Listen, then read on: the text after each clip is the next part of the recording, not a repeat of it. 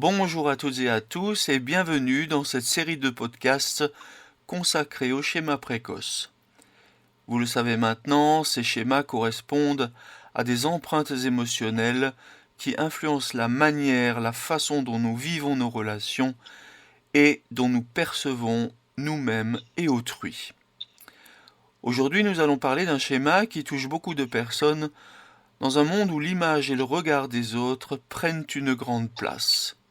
Le schéma de recherche d'approbation ou de reconnaissance. Pour cela, nous sommes avec Frédéric. Bonjour Frédéric. Frédéric que vous connaissez maintenant à travers nos podcasts. Et la question, vous auditeurs la connaissez déjà peut-être si vous avez écouté les podcasts précédents. La question est la suivante. Pour commencer, Frédéric, pourriez-vous rappeler ce qu'est un schéma et nous expliquer en quoi consiste ce schéma de recherche d'approbation et de reconnaissance en particulier? Bonjour Pascal et bonjour à toutes et à tous. Oui, bien sûr. En fait, le schéma, on l'a vu, c'est une empreinte psychologique qui est forgée pendant l'enfance et qui va influencer la manière dont nous pensons, dont nous ressentons et dont nous agissons. Et lorsqu'il est inadapté, eh bien, il va nous enfermer dans des habitudes de pensée, des comportements qui peuvent être vraiment la source de notre souffrance, une fois adulte. Et particulièrement le schéma de recherche d'approbation et reconnaissance, eh bien, il se caractérise par un besoin excessif de validation par l'extérieur. C'est-à-dire que la personne, elle va avoir du mal à se sentir valable ou digne si elle n'est pas reconnue ou admirée ou félicitée par les autres. Donc ça peut concerner l'apparence, la réussite professionnelle, le statut social ou même carrément la personnalité.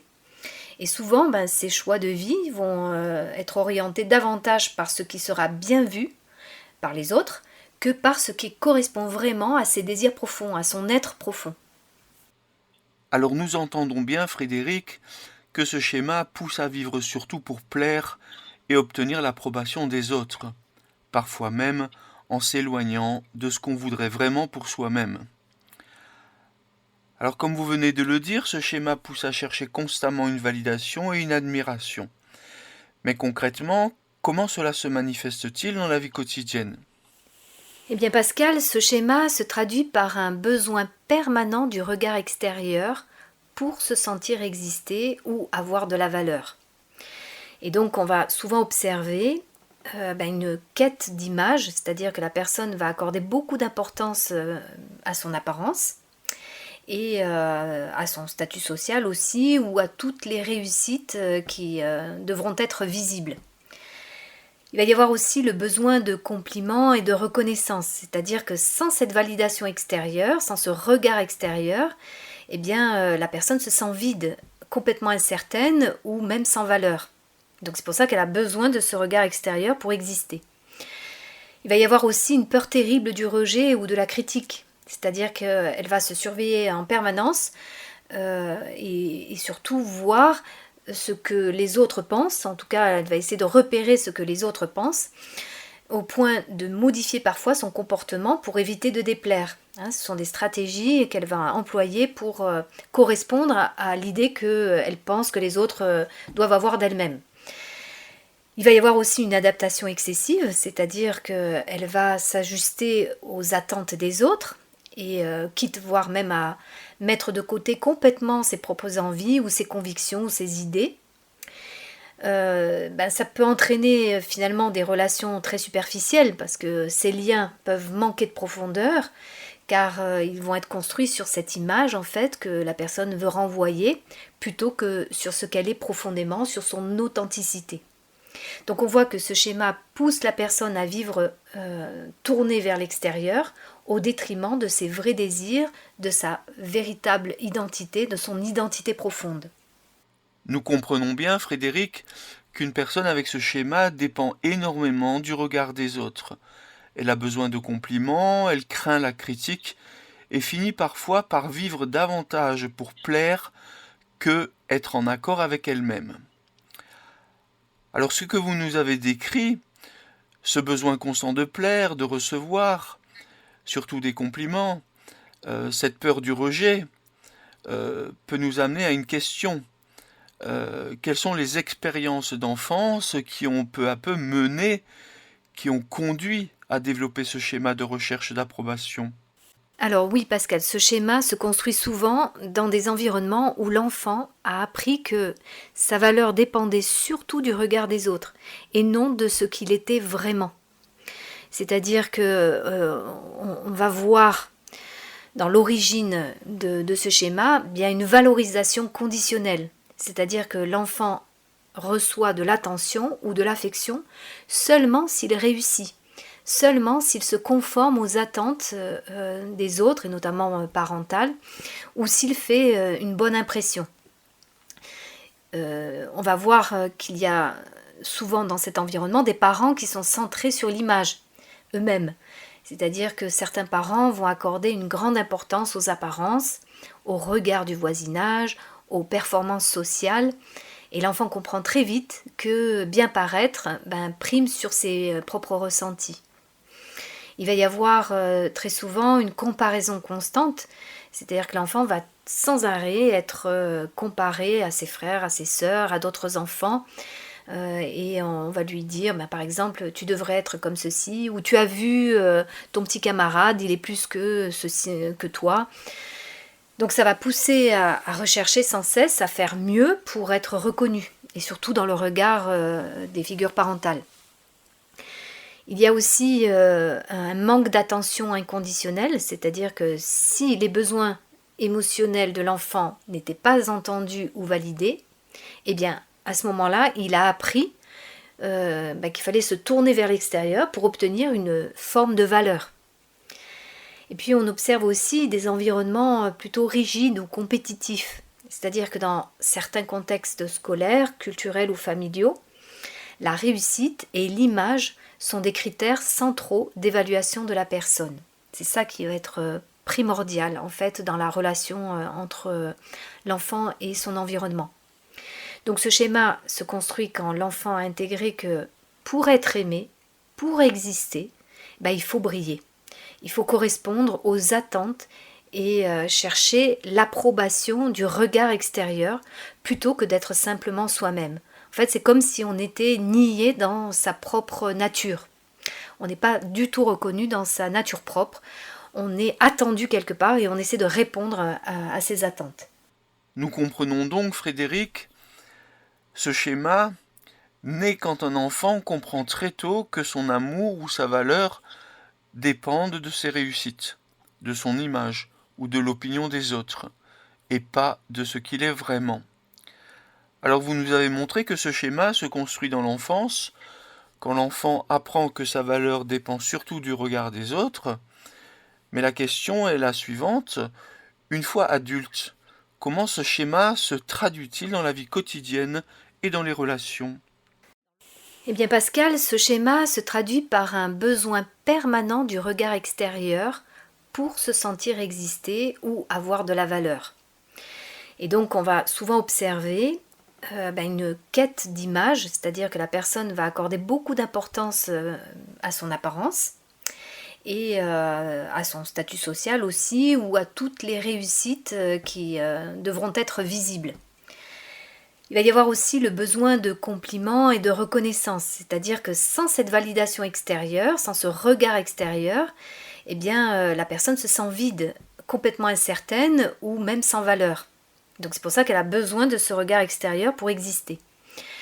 Il va y avoir aussi une peur terrible du rejet ou de la critique, c'est-à-dire qu'elle va se surveiller en permanence et surtout voir ce que les autres pensent, en tout cas elle va essayer de repérer ce que les autres pensent, au point de modifier parfois son comportement pour éviter de déplaire. Ce sont des stratégies qu'elle va employer pour correspondre à l'idée qu'elle pense que les autres doivent avoir d'elle-même. Il va y avoir aussi une adaptation excessive, c'est-à-dire qu'elle va s'ajuster aux attentes des autres, et quitte voire même à mettre de côté complètement ses propres envies ou ses convictions ou ses idées. Ça peut entraîner finalement des relations très superficielles parce que ces liens peuvent manquer de profondeur car ils vont être construits sur cette image en fait que la personne veut renvoyer plutôt que sur ce qu'elle est profondément, sur son authenticité. Donc on voit que ce schéma pousse la personne à vivre tournée vers l'extérieur au détriment de ses vrais désirs, de sa véritable identité, de son identité profonde. Nous voyons dans ce schéma que l'adulte va chercher sans cesse des compliments et une validation, qu'il aura peur de décevoir, qu'il risque même de construire sa vie en fonction de l'opinion des autres plutôt que de sa propre envie. Alors ce que vous venez de nous montrer, c'est que la personne peut pousser à rechercher compliments, validation et admiration, parfois au point de construire sa vie autour du regard des autres. Mais comme pour les autres schémas, j'imagine que toutes les personnes ne réagissent pas de la même manière, et donc la question est la suivante, pouvez-vous nous parler des grands modes de réaction des personnes qui souffrent de ce schéma ? Eh bien, en effet, à l'âge adulte, ce schéma influence fortement l'estime que la personne va avoir d'elle-même et puis aussi ses choix de vie. On va observer notamment la quête permanente de la validation du regard de l'autre, par le regard de l'autre. La personne va chercher souvent les compliments. Là, de nouveau, on parle aussi de likes sur les réseaux. Va chercher aussi une reconnaissance professionnelle ou sociale. Il va y avoir une peur constante du rejet, c'est-à-dire que la personne va craindre sans arrêt de décevoir et va éviter de montrer ses failles ou ses opinions divergentes. Il y a également le perfectionnisme d'image, c'est-à-dire que la personne va toujours vouloir bien paraître, être présentable, performante, irréprochable dans la perfection. Il y a aussi une dépendance au regard des autres, c'est-à-dire que si la personne n'est pas reconnue, elle se sent complètement diminuée, voire inexistante. C'est pour ça que d'ailleurs elle a besoin du regard de l'autre pour exister. Il y a donc des choix de vie qui vont être influencés par l'extérieur, c'est-à-dire tout ce qui va concerner par exemple la carrière, les relations, les projets. Beaucoup vont être orientés par ce qui sera admiré ou approuvé et non par rapport au véritable désir intérieur de la personne. Il va y avoir aussi des relations qui vont rester assez superficielles, c'est-à-dire que ces relations vont parfois manquer de profondeur parce qu'elles vont être basées sur l'apparence ou la conformité plutôt que sur l'authenticité dans la relation.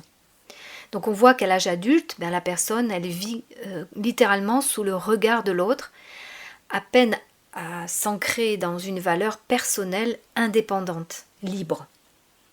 Alors certaines personnes cherchent en permanence l'approbation, d'autres évitent toute situation de jugement, et d'autres encore font semblant de ne pas en avoir besoin. Mais dans tous les cas, le cœur du problème reste le même. La valeur personnelle dépend trop du regard des autres. Alors comme vous venez de le décrire, les différentes façons dont ce schéma peut s'exprimer, je rappelle, plaire à tout prix, éviter les jugements ou faire semblant de s'en détacher, pose la question de l'évolution de la personne.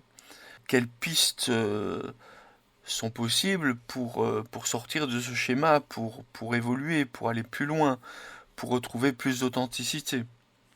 Alors, oui, en effet, Pascal, la sortie de ce schéma va consister surtout à déplacer la source de valeur de l'extérieur vers l'intérieur. Alors, voici quelques pistes pour pouvoir justement créer cette transformation. Tout d'abord, comme on l'a vu pour les autres schémas, il s'agit de prendre conscience de cette dépendance par rapport au regard des autres. C'est très important de pouvoir l'identifier. C'est-à-dire repérer les situations où on va agir pour justement être approuvé plutôt que par choix personnel. Ensuite, c'est réapprendre à s'écouter soi-même, à écouter ses propres besoins, prendre le temps de se demander mais finalement qu'est-ce que je veux moi, indépendamment de ce que les autres pensent ou de leurs opinions. Ensuite, c'est différencier l'estime de soi et l'image de soi, c'est-à-dire apprendre que sa valeur personnelle ne se réduit pas à l'apparence, ni à la réussite, ni aux compliments que les autres peuvent nous faire. Puis il peut y avoir un petit exercice à faire, c'est d'oser déplaire aux autres, c'est-à-dire expérimenter le fait qu'on peut tout à fait exprimer une opinion différente ou même dire non sans que le lien par rapport aux autres ne s'effondre, et de vraiment expérimenter ça.